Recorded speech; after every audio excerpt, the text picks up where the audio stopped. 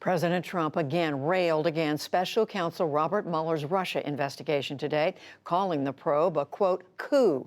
Mueller didn't find any evidence of Russian collusion in the 2016 election, but he did find proof that Mr. Trump tried to interfere in the investigation multiple times. The president's comments came during a speech to the National Rifle Association in Indianapolis. They tried for a coup, didn't work out so well. And I didn't need a gun for that one, did I? All was taking place at the highest levels in Washington, D.C.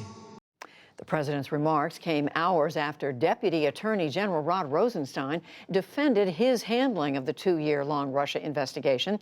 It was his first public comment since the special counsel's redacted report was released. Rosenstein also lashed out at lawmakers, the news media, and the Obama administration as he spoke to a lawyers group last night in New York. The previous administration chose not to publicize the full story about Russian computer hackers and social media trolls and how they relate to Russia's broader strategy to undermine America. Today, I believe our nation is safer, elections are more secure, and certainly citizens are better informed about covert foreign influence operations. In a related development, FBI Director Christopher Wray sounded a new warning today about threats of Russian interference in the coming presidential election. He called Russia's actions in the 2018 midterms a, quote, dress rehearsal for 2020. President Trump also announced today that the U.S. is withdrawing its support for the United Nations Arms Trade Treaty. He told the NRA that the pact threatens the Second Amendment's freedoms. The treaty regulates the international trade of weapons from small arms to warships. President Obama signed it in 2013, but the Senate never ratified it. The U.S. economy grew at a better-than-expected 3.2% annual rate in the first 3 months of this year. That is despite the partial federal government shutdown and trade tensions. The upbeat news pushed stocks higher on Wall Street. The Dow Jones Industrial Average gained 81 points to close at 26,543. The Nasdaq rose 28, and the S&P 500 added 14.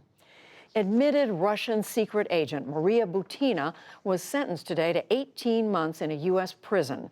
The 30-year-old pled guilty in December to conspiring with a Russian official to infiltrate and influence conservative political groups in this country.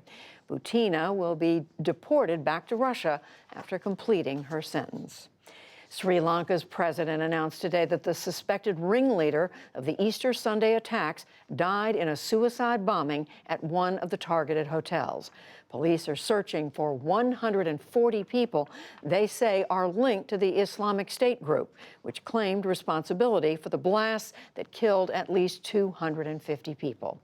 Meanwhile, Sri Lanka's Muslim community gathered for Friday prayers under tight security and voiced hope that the tragedy won't define their country. It's a very sad situation. We work with the Christians, Buddhists, and Hindus. So it has been a threat for all of us because of these few people, what they have done to this beautiful country. I urge the people around the world to visit this beautiful country and then just don't isolate Sri Lanka. Catholic churches on the island also canceled all Sunday masses until further notice out of precaution. In Mozambique, the death toll from the second cyclone to hit the country in 6 weeks rose to 3 people today. The storm has weakened to a tropical depression, but continues to bring heavy downpours and high winds. The southern African nation is expected to get twice as much rain over the next 10 days as it did from last month's cyclone. UN officials warned that without immediate aid, the situation could worsen. Cyclone Kenneth may require a major new humanitarian operation at the same time that the ongoing Cyclone Idai response targeting 3 million people in 3 countries remain critically underfunded. The disaster comes only 6 weeks after Cyclone Idai devastated central Mozambique, killing more than 600 people. Mozambique's disaster management agency estimated that some 700,000 people remain at risk. Back in this country, former Vice President Joe Biden has raised $6.3 million in the first 24 hours of his presidential campaign. He has now bested the rest of the 20-person Democratic field in first-day fundraising. The Biden campaign said that small dollar donors contributed most to the haul. And the Kansas Supreme Court today ruled its state constitution protects a woman's right to an abortion. It did so while blocking a ban on a common second trimester abortion procedure. The ruling will keep abortion legal in Kansas, even if the Roe v. Wade decision that established the right to an abortion nationally is ever reversed.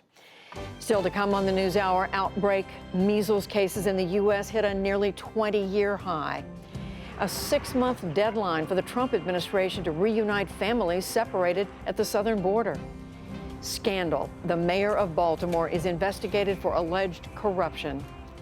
Driving for rights. A Saudi woman's drive across the U.S. protesting her country's treatment of women. And much more.